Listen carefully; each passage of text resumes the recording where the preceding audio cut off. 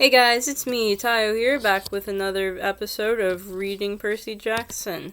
This time it's chapter 5. I don't really have anything to say, apart from the fact that you might notice I've got a blue streak in my hair. And I really like it. It's good. It's good. I really like it. But yeah. Percy Jackson, chapter 5. I don't really have much to say, so I'll just read. I'll read the book. I had weird dreams full of barnyard animals. Most of them wanted to kill me, the rest wanted food. I must have woken up several times, but what I heard and saw made no sense, so I just passed out again. I remember lying in a soft bed, being spoon-fed something that tasted like buttered popcorn, only it was pudding. The girl with curly blonde hair hovered over me, smirking as she scraped drips off my chin with the spoon.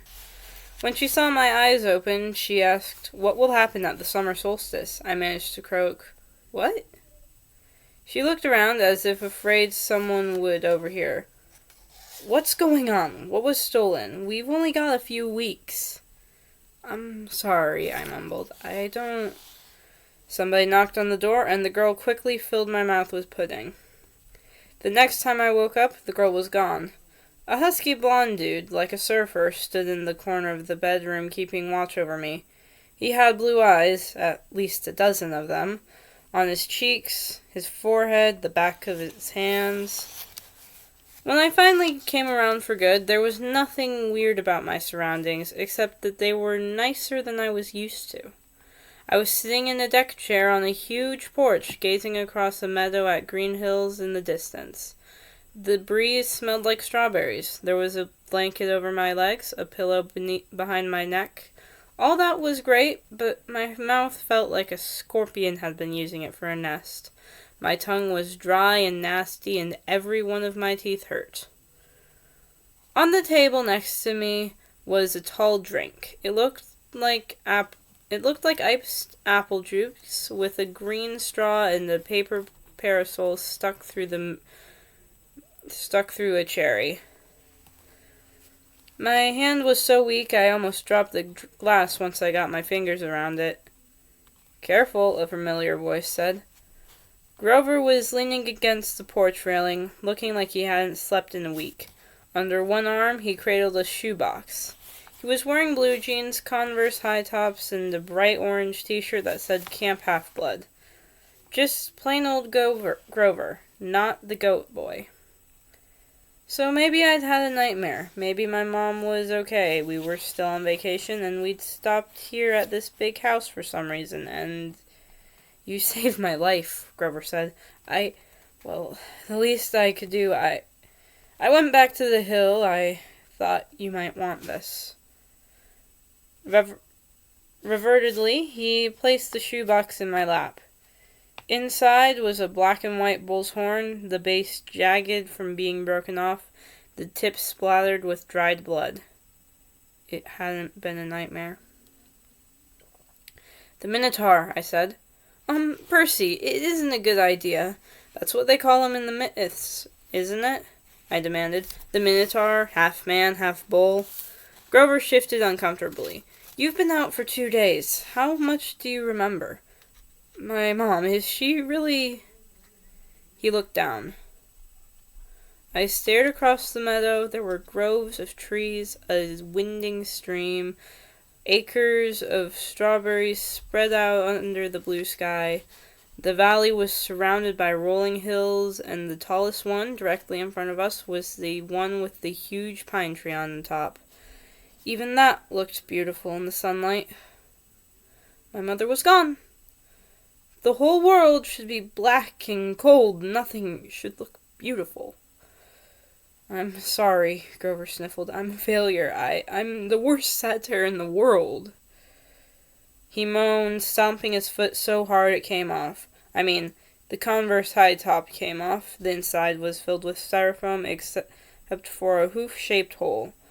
Oh, sticks, he mumbled. Thunder rolled across the clear sky. As he struggled to get his hoof back on the hoof back in the fake foot, I thought, well, that settles it. Grover was a satyr. I was ready to bet that if I shaved his curly brown hair, I'd find tiny horns on his head. But I was too miserable to care that satyrs existed, or even minotaurs. All that meant was my mom really had been squeezed into nothingness, dissolved into yellow light. I was alone, an orphan. I would have to live with Smelly Gabe? No, that would never happen. I would live on the streets first. I would pretend I was 17 and join the army. I'd do something. Grover was still sniffling. The poor kid, poor goat, satyr, whatever, looked as if he expected to be hit. I said, "It wasn't your fault." "Yes, it was. I was supposed to protect you." "Did my mother ask you to protect me?" "No, but that's my job. I'm a keeper. At least I was." "But why?" I suddenly felt dizzy, my vision swimming. "Don't strain yourself," Grover said. "Here." He helped me hold my glass and put the straw to my lips. I recoiled at the taste because I was expecting apple juice. It wasn't that at all. It was chocolate chip cookies. Liquid cookies. And not just any cookies. My mom's homemade blue chocolate chip cookies, buttery and hot with the chips still melting. Drinking it, my whole body felt warm and good, full of energy. My grief didn't go away, but I felt as if my mom had just brushed her hand against my cheek, given me a cookie the way she used to when I was small, and told me everything was going to be okay. Before I knew it, I drained the glass. I stared into it. Sure, I just had a warm drink, but the ice cubes hadn't even melted. "Was it good?" Grover asked. I nodded. "What did it taste like?" He sounded so wistful, I felt guilty. "Sorry," I said. "I should have let you taste." His eyes got wide. "No, that's not what I meant. I just wondered." "Chocolate chip cookies," I said. "My mom's. Homemade." He sighed. "And how do you feel?" "Like I could throw Nancy Bobofit 100 yards. "That's good," he said. "That's good. I don't think you could risk drinking any more of that stuff." "What do you mean?" He took the empty glass from me gingerly as if it were dynamite and set it back on the table. "Come on. Jiren and Mr. D are waiting." The porch wrapped all the way around the farmhouse. My legs felt wobbly trying to walk that far.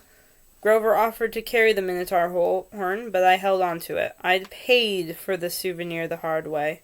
I wasn't going to let it go. As we came around the opposite end of the house, I caught my breath. We must have been on the north shore of Long Island, because on this side of the house, the valley marched all the way up to the water, which glittered about a mile in the distance. Between here and there, I simply couldn't process everything I was seeing. The landscape was dotted with buildings that looked like ancient Greek architecture, an open-air pavilion, an amphitheater, a circular arena, except that they all looked brand new, their white marble columns sparkling in the sun. In a nearby sandpit, a dozen high school-aged kids and satyrs played volleyball. Canoes glided across a small lake. Kids in bright orange t-shirt like Grover's were chasing each other around a cluster of cabins nestled in the woods. Some shot targets at an archery range, others rode horses down a wooded trail, and, unless I was hallucinating, some of their horses had wings. Down at the end of the porch, two men sat across from each other at the card table. A blonde-haired girl who'd spoon-fed me what popcorn-flavored pudding was leaning on the porch rail next to them. The man facing me was small but porky. He had a red nose, big watery eyes, and curly hair so black it was almost purple. He looked like those paintings of baby angels. What do you call them? Hubbubs? No, cherubs. That's it. He looked like a cherub who'd turned middle-aged in a trailer park. He wore a tiger pattern Hawaiian shirt, and he would have fit right in at one of Gabe's poker parties, except I got the feeling that this guy could have outgambled even my stepfather. "That's Mr. D," Grover mumbled to me. "He's the camp director. Be polite. The girl, that's Annabeth Chase. She's just a camper, but she's been here longer than just about anyone. And you already know Chiron." He pointed at the guy whose back was to me. First, I realized he was sitting in the wheelchair. Then I recognized the tweed jacket, the thinning brown hair, the scraggly beard. "Mr. Brunner!" I cried. The Latin teacher turned and smiled at me. His eyes had that mischievous glint they sometimes got in class when he pulled a pop quiz and made all the multiple choice answers B. "Ah, good, Percy," he said. "Now we have 4 for Pinochle." He offered me a chair to the right of Mr. D, who looked at me with bloodshot eyes and heaved a great sigh. "Oh, I suppose I must say it. Welcome to Camp Half-Blood. There. Now, don't expect me to be glad to see you." Thanks." I scooted a little farther from him because if there was one thing I had learned from living with Gabe, it was how to tell when an adult had been hitting the happy juice. If Mr. Stranger was a stranger to alcohol, if Mr. D was a stranger to alcohol, I was a satyr. "Annabeth," Mr. Brunner called to the blonde girl. She came forward and Mr. Brunner introduced us. "This young lady nursed you back to health, Percy. Annabeth, my dear, why don't you go check on Percy's bunk? We'll be putting him in cabin 11 for now." Annabeth said, "Sure, Chiron." She was probably my age, maybe a couple of inches taller and a whole lot more athletic looking. With her deep tan and her curly blonde hair, she was almost exactly what I thought a stereotypical California girl would look like, except her eyes ruined the image. They were startling gray, like storm clouds. Pretty, but intimidating, too, as if she were analyzing the best way to take me down in a fight. I glanced at the Minotaur. She glanced at the Minotaur horns in my hands, and then back at me. I imagined she was going to say, "You killed a Minotaur?" or "Wow, you're so awesome," or something like that. Instead, she said, "You drool when you sleep." Then she sprinted off down the lawn, her blonde hair flying behind her. "So," I said, anxious to change the subject, "you, work here, Mr. Brunner?" "Not Mr. Brunner," the ex-Mr. Brunner said. "I'm afraid that was a pseudonym. You can call me Chiron." "Okay." Totally confused, I looked at the director. "And Mr. D, does that stand for something?" Mr. D stopped shuffling the cards. He looked at me like I'd just belched loudly. "Young man, names are powerful things. You don't just go around using them for no reason." "Oh, right. Sorry." "I must say, Percy," Chiron Brunner broke in, "I'm glad to see you alive. It's been a long time since I've made a house to call to a potential camper. I'd hate to think that I'd wasted my time." "House call?" "My year at Yancey Academy to instruct you. We have satyrs in most schools, of course, keeping a lookout, but Grover alerted me as soon as he met you. He sensed you were something special, so I decided to come upstate. I convinced the other Latin teacher to, take a leave of absence." I tried to remember the beginning of the school year. It seemed so long ago, but I did have a fuzzy memory of there being another Latin teacher there my first week at Yancey. Then, without explanation, he had disappeared and Mr. Brunner had taken the class. "You came to Yancey just to teach me?" I asked. Chiron nodded. "Honestly, I wasn't sure about you at first. We contacted your mother, let her know we were keeping an eye on you in case you were ready for Camp Half-Blood, but you still had so much to learn. Nevertheless, you made it here alive, and that's always the first test." Grover, Mr. D said impatiently. Are you playing or not? Yes, sir. Grover trembled as he took the fourth chair, though I didn't know why he should be so afraid of a pudgy little man in a tiger print Hawaiian shirt. You do know how to play Pinochle. Mr. D eyed me suspiciously. I'm afraid not, I said. I'm afraid not, sir, he said. Sir, I repeated. I was liking the camp director less and less. Well, he told me, it is, along with gladiator fighting and Pac-Man, one of the greatest games ever invented by humans. I would expect all civilized young men to know the rules. I'm sure the boy can learn, Chiron said. Please, I said, what is this place? What am I doing here, Mr. Chiron? Why would you go to Yancey Academy just to teach me? Mr. D snorted. I asked the same question. The camp director dealt the cards. Grover flinched every time one landed in his pile. Chiron smiled at me sympathetically, the way he used to in Latin class, as if to let me know that no matter what my average was, I was his star student. He expected me to have the right answer. Percy, he said, did your mother tell you nothing? She said... I remembered her sad eyes looking out over the sea. She told me she was afraid to send me here, even though my father wanted her to. She said that once I was here, I probably couldn't leave. She wanted to keep me close to her. Typical, Mr. D said. That's how they usually get killed. Young man, are you bidding or not? What? I asked.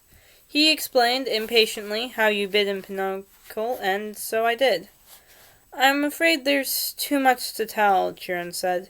I'm afraid our usual orientation film won't be sufficient. Orientation film? I asked. No, Chiron decided. Well, Percy, you know your friend Grover is a satyr. You know, he pointed to the horn in the shoebox, that you have killed the Minotaur. No small feat either, lad. What you may not know is that great powers are at work in your life. Gods, the forces you call the Greek gods, are very much alive. I stared at the others around the table. I waited for someone to yell not, but all I got was Mr. D yelling, Oh, a royal marriage! Trick! Trick! He cackled as he tallied up his points. Mr. D, Grover asked timidly, if you're not going to eat it, could I have your Diet Coke can? Eh? Oh, all right. Grover bit a huge shard out of the empty aluminum can and chewed it mournfully. Wait, I told Chiron. You're telling me there's a such thing as God? Well, now, Chiron said, God, capital G, God. That's a different matter altogether. We shan't deal with the metaphysical. Metaphysical, but you were just talking about, gods, plural, as in great beings that control the forces of nature and human endeavors. The immortal gods of Olympus. That's a smaller matter. Smaller? Yes, quite. The gods we discussed in Latin class. Zeus, I said. Hera. Apollo. You mean them? And there it was again. Distant thunder on a cloudless day. Young man, said Mr. D, I would really be less casual about throwing those names around if I were you. But they're stories, they're myths to explain lightning and the seasons and stuff. They're what people believed before there was science. Science, Mr. D scoffed. And tell me, Perseus Jackson.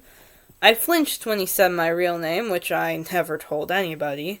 What will people think of your so-called science 2,000 years from now? Mr. D continued. They will call it primitive mumbo-jumbo. That's what. Oh, I love mortals. They have absolutely no sense of perspective. They think they've come so far. Have they, Chiron? Look at this boy and tell me. I wasn't liking Mr. D much, but if there was something about the way he called me Immortal as if he wasn't, it was enough to put a lump in my throat, to suggest why Grover was dutifully minding his cards, chewing his soda can, and keeping his mouth shut. Percy, Chiron said, you may choose to believe or not, but the fact is that immortal means immortal. Can you imagine that for a moment, never dying, never fading, existing just as you are for all time? I was about to answer, off the top of my head, that it sounded like a pretty good deal, but the tone of Chiron's voice made me hesitate. You mean whether people believed in you or not, I said. Exactly, Chiron agreed. If you were a god, how would you like being called a myth, an old story to explain lightning? What if I told you, Perseus Jackson, that someday people will call you a myth, just created to explain how little boys can get over losing their mothers? My heart pounded. He was trying to make me angry for some reason, but I wasn't going to let him. I said, I wouldn't like it, but I don't believe in gods. Oh, you'd better, Mr. D murmured, before one of them incinerates you. Grover said, Please, sir, he's just lost his mother. He's in shock. A lucky thing, too, Mr. D grumbled, playing a card. Bad enough I'm confined to this miserable job working with boys who don't even believe. He waved his hand, and a goblet appeared on the table, as if the sunlight had bent momentarily and woven the air into glass. The goblet filled itself with red wine. My jaw dropped, but Chiron hardly looked up. Mr. D, he warned, your restrictions? Mr. D looked at the wine and feigned surprise. Dear me, he said. He looked at the sky and yelled, Old habits, sorry. More thunder. Mr. D waved his hand again, and the wine glass changed into a fresh can of Diet Coke. He sighed unhappily, popped the top of the soda, and went back to his card game. Chiron winked at me. Mr. D offended his father a while back, took a fancy to a wood nymph who had already been declared all limits. A wood nymph, I repeated, still staring at the Diet Coke can like it was from outer space. Yes, Mr. D confessed. Father loves to punish me. The first time, prohibition. Ghastly, absolutely horrid 10 years. The second time, well, she really was pretty, and I couldn't stay away. The second time, he sent me here. Half-Blood Hill. Summer camp for brats like you. Be a better influence, he told me. Work with use rather than tearing them down. Ha! Absolutely unfair. Mr. D sounded about 6 years old, like a pouting little kid. And I stammered, Your father is... I'm gonna butcher this. D Immortals, Chiron, Mr. D said. I thought you taught this boy the basics. My father is Zeus, of course. I ran through D names from Greek mythology. Wine, the skin of a tiger, the satyrs that all seemed to work here, the way Grover cringed as if Mr. D were his master. You're Dionysus, I said, the god of wine. Mr. D rolled his eyes. What do they say these days, Grover? Do the children say, well, duh? Yes, Mr. D. Then, well, duh, Percy Jackson. Did you think I was Aphrodite, perhaps? You're a god. Yes, child. A god. You. He turned to look at me straight on, and I saw a kind of purplish fire light in his eyes, a hint that this whiny, plump little man was only showing me the tiniest bit of his true nature. I saw visions of grapevines choking unbelievers to death, drunken warriors insane with battle lust, sailors screaming as their hands turned into flippers, their faces elongating into dolphin snouts. I knew that if I pushed him, Mr. D would show me worse things. He would plant a disease in my brain that would leave me wearing a straitjacket in a rubber room for the rest of my life. "Would you like to test me, child?" he said quietly. "No. No, sir." The fire died a little. He turned back to his card game. "I believe I win." "Not quite, Mr. D," Chiron said. He set down the straight, tallied the points, and said, "The game goes to me." I thought Mr. D was going to vaporize Chiron right out of his wheelchair, but he just sighed out of the corner of his nose as if he were used to being beaten by the Latin teacher. He got up, and Grover rose too. "I'm tired," Mr. D said. "I believe I'll take a nap before the sing-along tonight. But first, Grover, we need to talk again about your less than perfect performance on this assignment." Grover's face beaded with sweat. "Yes, sir." Mr. D turned to me.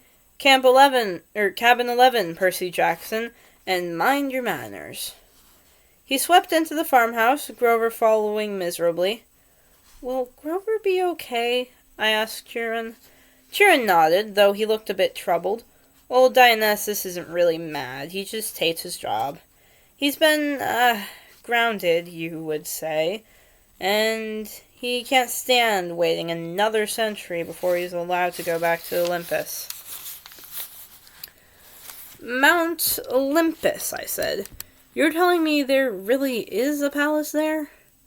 "Well, now, there's Mount Olympus in Greece, and then there's the home of the gods, the convergence point of their powers, which indeed used to be on Mount Olympus. It's still called Mount Olympus, out of respect to the old ways, but the palace moves, Percy, just as the gods do." "You mean the Greek gods are here? Like, in America?" "Well, certainly. The gods move with the heart of the West." "The what?" "Come on, Percy. What would you call Western civilization? Do you think it's just an abstract concept? No, it's a living force, a collective consciousness that has burned bright for thousands of years. The gods are part of it. You might even say they are the source of it, or at least they are tied so tightly to it that they couldn't possibly fade, not unless all of Western civilization were obliterated. The fire started in Greece, then, as you know, or as I hope you know, since you passed my course, the heart of the fire moved to Rome, and so did the gods. Oh, different names, perhaps. Jupiter for Zeus, Venus for Aphrodite, and so on. But the same forces, the same gods. And then they died. Died? No. Did the West die? The gods simply moved to Germany, to France, to Spain for a while. Wherever the flame was the brightest, the gods were there. They spent several centuries in England. All you need to do is look at the architecture. People do not forget the gods. Every place they've ruled for the last 3,000 years. You can see them in the paintings, in the statues, on the most important buildings. And yes, Percy, of course they are now in your United States. Look at your symbol, the eagle of Zeus. Look at the statue of Prometheus in the Rockefeller Central, the Greek facades of your government buildings in Washington. I defy you to find any American city where the Olympians are not prominently displayed in multiple places. Like it or not, and believe me, plenty of people weren't very fond of Rome either, America is now the heart of the flame. It is the great power of the West, and so Olympus is here, and we are. It was all too much, especially the fact that I seemed to be included in Chiron's we, as if I were part of some club. Who are you, Chiron? Who am I? Chiron smiled. He shifted his weight as if he were going to get up out of his wheelchair, but I knew that was impossible. He was paralyzed from the waist down. Who are you? He mused. Well, that's the question we all want answered, isn't it? But for now, we should get you a bunk in cabin 11. There will be new friends to meet, and plenty of time for lessons tomorrow. Besides, there will be s'mores at the campfire tonight, and I simply adore chocolate. And then he did rise from his wheelchair, but there was something odd about the way he did it. His blanket fell away from his legs, but the legs didn't move. His waist kept getting longer, rising above his belt. At first, I thought he was wearing very long white velvet underwear, but as he kept rising out of the chair, taller than any man, I realized that the velvet underwear wasn't underwear. It was the front of an animal, muscle and sinew under coarse white fur. And the wheelchair wasn't a chair, it was some kind of container, an enormous box on wheels, and it must have been magic because there was no way it could have held all of him. A leg came out, long and knobby-kneed, with a huge polished tube.